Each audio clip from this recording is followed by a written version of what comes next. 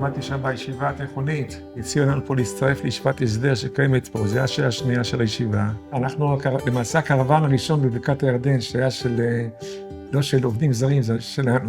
הגענו עם 5 ילדים לבקעה. רצינו בן, יש לנו בן גדול, ואחרי זה 3 בנות, רצינו בן, שמחנו בו. כשאנחנו היינו ילדים זה הכל אחד על אחד. נולדו 8 ילדים, אז זה מה שיש, ושכבת גיל מתחת זה 11 ילדים, והכל מאוד מאוד קרוב. ואני הכרתי יהודה אחר, יהודה. הוא היה חבר שלנו, ככה פשוט.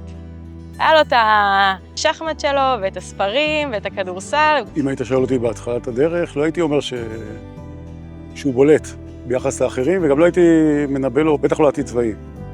מוכשר מאוד, כדורסלן, אוהב את החיים. עם הזמן זה התפתח. אני חושב, בשבילי יהודה הוא הבחור המתפתח, עד גיל 20, עד 3-4 שנים אחרי ישיבה, שכבר הבנתי שהוא משהו ענק.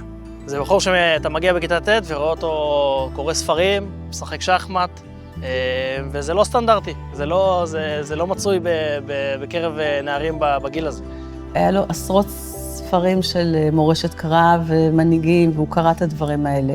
זה הלך והתפתח, הלך ונבנה, וזה קיבל קומה נוספת כשהוא הגיע למכינה בעלי. כשאני פגשתי את יהודה, הדבר שהכי בלט לי זה שהיה לו מרכז וביטחון עצמי מאוד מאוד עוצמתי, לא רגיל לבחור בן 18, ממש לא רגיל.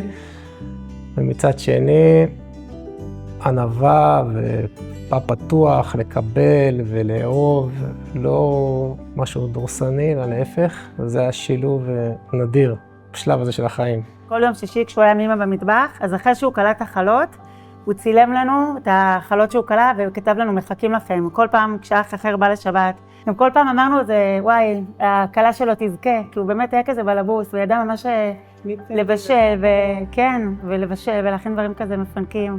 אולי דמות המדריך שמדמיינים בראש, האידיאליסטי הזה שעושה פעולות משקעות, אבל מאוד היה בן אדם של אנשים, מאוד אהבו אותו. לי זה היה מאוד גאווה להסתובב וכאילו, כן, אח שלי מ"פ וגבעתי, לא שידעתי מה זה אומר, אבל ידעתי שזה וואו. אני חוזר היום הביתה, גור מחתרתי, מקום בו גדלתי, התגייסתי, והפכתי להיות מפקד ואדם טוב יותר. במעלה הדרך פיקדתי ועברתי מסלולים שונים. חקפתי בהרבה מקומות ולמדתי הרבה מכל מקום. אך לכל מקום שאליו הגעתי, רציתי להביא את הרוח הייחודית שעליה התחנכתי מיומי הראשון פה בסיירת גבעתי. רוח זו כוללת בעיניי 3 ערכים מובילים. הראשון, טיפול במשימה, לא חוזרים בלי שמבצעים. השני, שאיפה להצטיינות בכל דבר, ממלחמה מורכבת בזירה צפונית ועד בוחן כושר קרבי חטיבתי. והשלישי הוא כמובן רעות ואחוות הלוחמים. נמשיך להצטיין במשימת ההגנה פה בטעם שומרון ונגבור מוכנות לקראת המלחמה הבאה. אין לי ספק שנעמוד בכל אתגר שיהיה לנו. יחד ורק יחד ננצח. תודה רבה לכולם. מאוד חיכינו שהוא התחתן, מאוד חיכינו לדעת מי הגיסה, שתזכה ולהיות חברות שלה. אני עסקתי קצת בשידוכים, אז גם באמת היה הרבה סביב עניינים של הצעות, ומי כן ומי לא, ולסנן לו, והוא שולח לי שאני אברר בשבילו, ובאמת הרבה שם היה מקום של גם אתה רואה מה חשוב לו, מה לא, איך קולטים אותו. המקום התכליתי שלו כאילו מאוד בא לידי ביטוי, ישר קולט, לא, יאללה, עובר הלאה. אבל לא היה מוכן להתמסר לזה, באמת. אני חושבת כל פעם בחור שמסיים שבוע מטורף בצבא, סוף שבוע, עוד מכניס דייט פה, מכניס דייט שמה, וגם כמובן ניסינו לחנך אותו בדרך, מה לעשות ומה לא לעשות, וטמבה, למה אמרת את זה, תחמיא, כן, ותלבש את זה, ולמה אתה... קיצור, היינו הרבה מנסים כל פעם לעזור שהקשר יצליח מכל כיוון. ב6 לאוקטובר עוד הספיק ללכת לתחרות שחמט ביום שישי, הגיע הביתה לשמחת תורה. בערב שמחת תורה הלכנו ביחד לבית כנסת, קיבל הקפה ראשונה בתור כהן. יהודה לא היה מאלה שהיה להם הרבה סבלנות וגם לי לא, אז אחרי ההקפה שנינו חזרנו הביתה. ודיברנו, וסיפרתי לו על התוכניות טלוויזיה שיש על יום כיפור. זה היה 50 שנה על יום כיפור, על זה דיברנו. איך לא ניפול שוב פעם לקונספציה. בבוקר ב7:30, 7:45 הוא העיר אותי ואמר לי, אמא, זה יום כיפור. שלום, בוקר טוב לכם, השעה 6:45 ואנחנו במשדר חדשות מיוחד בעקבות מטח טילים ורקטות שנורה לשטח ישראל. נכנס אליו ב7:30 בבוקר בערך, הוא כבר ער במיטה, הוא אמר לי, יש עשרות טילים על המרכז, יש לי עוד כמה דקות פגישה עם המג"ד. אמרתי לו, טוב, להתראות, שנשמור אותך, שבת שלום, משהו כזה. ואז הוא הספיק להגיד בדקה וחצי, להגיד כמה מצב קשה, וחולה גם שנכנסו ליישובים בעוטף. יש לנו 3 בנות שקורות בעוטף, אמר ליישובים האלה לא נכנסו. מילה האחרונה ששמעתי ממנו פרונטלית זה היה תתפללו. הרסתי לו קצת אוכל. לא חלמתי שזו הפגישה האחרונה שלנו. מפקדי הפלוגות של סיירת גבעתי היו בבית כשהתעוררו לקולות האזעקות והדיווחים מהעוטף בשבת בבוקר. כבר בדרך דרומה הם קיבלו דיווחים על מה שמחכה להם, אבל שום דבר לא הכין אותם למה שראו בעיניים. מגיעים לשדרות וקולטים בדרך גופות בצדדים והעיר שרופה ופצמרים ובגדול ברדק אחד ענק. שם אני פעם הבנתי שזה אירוע אחר, שזה משהו בקנה מידה היסטורי. יום אחד קיבלתי פתאום לוואטסאפ כתבה בוויינט, והבן שלי מככב בתוכה. ואני מגיע לממ"ד ואני צועק צה"ל, והמשפחה לא מאמינה לי שזה צה"ל. היא אומרת לי, אני לא פותחת. אמרתי לה, זה צה"ל. אני אומרת לי, אני לא פותחת. אני אומר לה, זה צה"ל, סיירת גבעתי, באנו לחלץ אתכם. פתאום יצאה כתבה על 3 מ"פים בסיירת גבעתי, שעשו בנחל עוז והוציאו אנשים מהממ"דים, אני כזה, מה? ישבנו בכתבה בהתרגשות, ושאלתי אותו, יהודה, למה לא אמרת?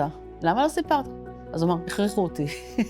כשהייתי במסעות הכי קשים שלנו סוחב את האלונקה, תמיד ראיתי אותו מאחוריי ולפניי באלונקה איתי ביחד.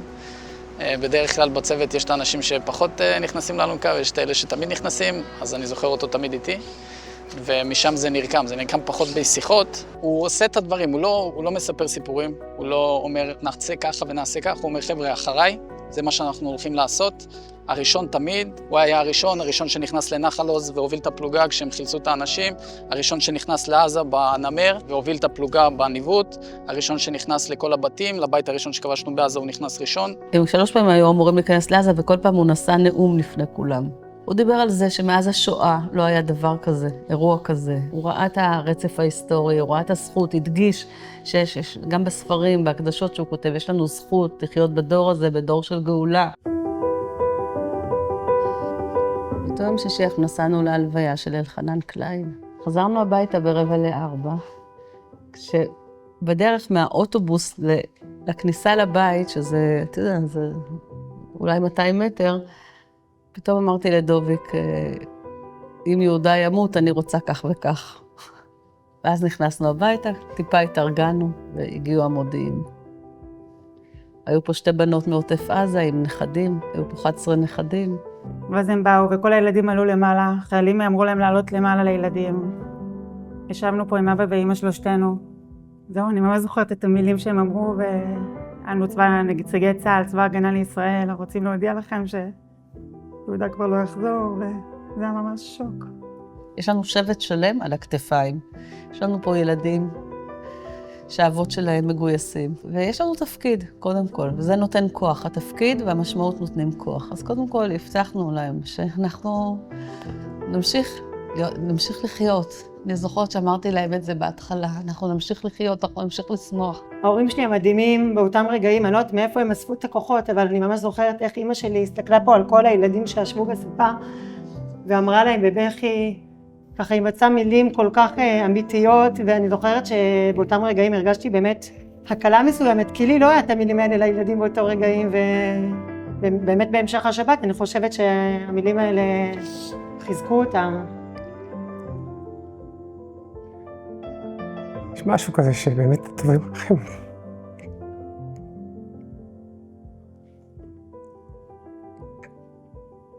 גם לכל החברים בכיתה זה היה ברור הוא הולך ראשון, הוא בראש הכוח, תמיד יהיה הראשון שיהיה. האמת לא ידעתי כמה זה יהיה קשה. זה שלב עוד קל. כאילו זה שלב ההלם. אבל כאילו אני מרגישה שזה המסע שלנו עכשיו. יהודה היה מעדיף פי 1000 שנילחם עכשיו בפנים ונמשיך, מאשר שאנשים יהיו בהלוויה שלו, ואם הוא היה יכול, אז גם הסרט הזה וגם כל דבר, כאילו, זה לא מעניין אותו בכלל, כאילו, עזבו הלוויה, עזבו שטויות, תמשיכו, תעשו, כאילו, אף פעם לא לשים את עצמו במרכז, אז זה בכלל, כאילו, לא מעניין אותו, והוא אפילו קצת היה כנראה מתבאס עלינו עכשיו. אני מרגישה שממש למדתי להכיר את יהודה מחדש באיזשהו מקום. ככה, אמא שלי, גם אבא שלי, הם לא הופתעו שהם הכל ידעו, אבל אני מרגישה שממש בשבעה, פתאום היה לי את הדמות של יהודה, שידעתי שהוא מצליח בצבא, אבל לא הבנתי מה זה, אני לא מהעולם הזה, לא הבנתי מה זה אומר להיות מ"פ בסיירת גבעתי. מש"קית שבאה וסיפרה שיהודה דאג לחייל שהיה חייל בודד, שלא היה לו דברים בדירה, ואז הוא דאג לה, ואסף הדברים, פתאום נזכרתי שהוא התקשר אליי ואמר לי, וואי, עסקה יש מצב שיהיה אצלך יומיים מכונת כביסה בסלון, אני צריך לדאוג לאיזה חייל, עכשיו גרנו בירושלים בבית פיצי, אמרתי לו, סבבה, היה לנו מכונת כביסה ככה באמצע הסלון יומיים. הוא היה מאמין בך במה שאתה לא מאמין בעצמך. הוא היה מראה לך מה אתה יכול לעשות, למרות שאתה יודע שבעצמך, שאתה אומר לעצמך, אני לא יכול לעשות את זה. אמנם זה קצת, אני לא יודעת, באיזשהו מקום קצת אבסורדי, אבל העניין של לדעת, שלא כל כך יכלתי ללחוץ לו יד ולתת לו איזה כיף או איזשהו משהו שעם שאר החבר'ה הייתי עושה את זה בעל הנעלן מה שנקרא, ושם זה ממש חיבר יותר ביני ובין יהודה, והוא פשוט מהרגע הראשון הקשיב לי, שמע אותי, הכיל, היה כתף תומכת, נתן לי גב מלא, והוא לא נתן לרגע אחד שאני לבד. תמיד הרגשתי ביחד, תמיד הרגשתי שלם. קשה לי לפעמים, ואני מסתכל אחורה ואומר, בוא'נה, עברתי הרבה דברים בהכשרה הזאת, למדתי הרבה דברים על עצמי בהכשרה הזאת, הרבה דברים שלא ידעתי לפני, מה אני מסוגל לעשות וכן עשיתי, והרוב בזכותו. ויש אין ספור סיפורים כאלה, אין ספור סיפורים, בעיקר על חיילים באמת שהיו להם צרכים מיוחדים, גם בעיות ת"ש. היה את הסיפור, גם סיפור ששמענו במקרה, מישהו עמד במקרה ליד מישהו וסיפר הוא קרא לבן שלו על שם יהודה וסיפר את זה לחבר, אז עמד שם מישהו ואמר, רגע, איזה יהודה כהן? אז הוא סיפר שהוא ממשפחה מאוד קשה, מורכבת, מבאר שבע, והוא היה הטירון שלו, והוא לא הצליח להסתדר, ויהודה ניסה לשכנע אותו להישאר ולעודד אותו, ובאיזשהו שלב זה כבר לא התאים לו. אז יהודה סידר לו תפקיד של טבח באחד הגדודים, ואז ביום שישי הוא אמר לו, בוא איתי באוטו, אני לוקח אותך הביתה. הוא אמר שהוא כמעט התעלף, הוא אומר, מה, המ"פ לוקח אותי באוטו שלו אליי הביתה? ויהודה נכנס אליו הביתה, ודיבר עם אמא שלו, ואמר לה, איזה ילד מקסים יש לך, ואיזה ילד, כמה כוחות יש לו, והרים אותו. הוא אומר, מה, אני כבר מיום ראשון לא חייל שלו בכלל, לא שכח את זה. זה סיפור ככה ששמענו במקרה. אפילו בשבת האחרונה שלנו בישיבה התיכונית, לא קל לי לשתף. שרו שירי סעודה שלישית, שהם בדרך כלל שירים יותר נפרדים מהשבת, בשירים ככה יותר נוגים. ובשיר שהוא בעצם מאוד מאוד מספר את הגעגועים, הבן יקיר לי אפרים, הוא מוכר במנגינה של הלהקה, וכשהגיעו לקטע של הגעגוע אל הבן, אני ממש ירדו לי דמעות. עכשיו, קשה להסביר כמה אני לא כזה. ובדרך כלל אני מעביר מסר שצריך להמשיך הלאה, וצריך להתמודד, ואנחנו לא עוצרים, וכן הלאה, ואני מוצא את עצמי בשנה הזאת, פעם אחר פעם, נזרקתי לקרשים במובן מסוים. הכאב האישי הוא מאוד מאוד נוכח, זה לא מטשטש אותו הצד הלאומי, החזון, המשמעות היא לא מטשטשת, אבל היא נותנת משמעות, שזה לא סתם. אצל כל בן אדם יש פער בין מה שהוא מאמין בו, לבין בסוף איך שהוא חי, ומה מניע אותו בבוקר, ומה שמניע אותו בבוקר בסוף זה הקפה והאנרציה.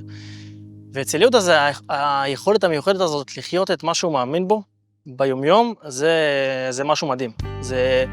זה כל תחנה קטנה, כל צומת קטנה בדרך, יש מאחוריה הרים של משמעות, של חשיבה, של העמקה ושל אמונה בצדקת הדרך, ממש ככה. חודש וחצי לפני שהוא נהרג, הוא היה אצלנו בראש השנה, וכמה שעות לפני שהוא הגיע, הוא הרים אליי טלפון ושאל אותי, עדי, מה אני מביא מתנה לילדים? וביקשנו ממנו שחמט. אמרתי, יאללה, זו הזדמנות שהוא ילמד בחג את הילדים.